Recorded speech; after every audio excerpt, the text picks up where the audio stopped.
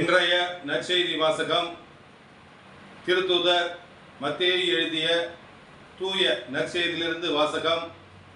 அதிகாரம் 5, இறை வார்த்தைகள் 20 முதல் 26 முடிய. மறைநூல் அறிஞர் பரிசேயர் ஆகியோரின் நெறிகளை விட உங்களின் நெறி சிறந்திருக்கட்டும், இல்லையெனில் நீங்கள் விண்ணரசுக்குள் புக முடியாது என உங்களுக்கு சொல்கிறேன்.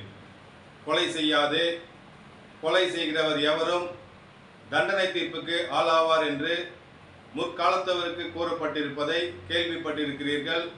ஆனால் நான் உங்களுக்கு சொல்கிறேன், தம் சகோதரர் சகோதரிகளிடம் சினம் கொள்கிறவர் எவரும் தண்டனை தீர்ப்புக்கு ஆளாவார். தம் சகோதரரையோ சகோதரியையோ முட்டாளை என்பவர் தலைமைச் சங்க தீர்ப்புக்கு ஆளாவார். அறிவிலிய என்பவர் எரி நரகத்துக்கு ஆளாவார். ஆகையால் நீங்கள் உங்கள் காணிக்கையை பலிபீடத்தில் செலுத்த வரும்பொழுது உங்கள் சகோதர சகோதரிகள் எவருக்கும் உங்கள் மேல் ஏதோ மனத்தாங்கல் உண்டென அங்கே நினைவுற்றால், அங்கேயே பலிபீடத்தின் முன் உங்கள் காணிக்கையை வைத்துவிட்டு போய் முதலில் அவரிடம் நல்லுறவு ஏற்படுத்திக் கொள்ளுங்கள். பின்பு வந்து உங்கள் காணிக்கையை செலுத்துங்கள். உங்கள் எதிரி உங்களை நீதிமன்றத்திற்கு கூட்டிச் செல்லும் பொழுது வழியிலேயே அவருடன் விரைவாக உடன்பாடு செய்து கொள்ளுங்கள். இல்லையேல் உங்கள் எதிரி உங்களை நடுவரிடம் ஒப்படைப்பார்.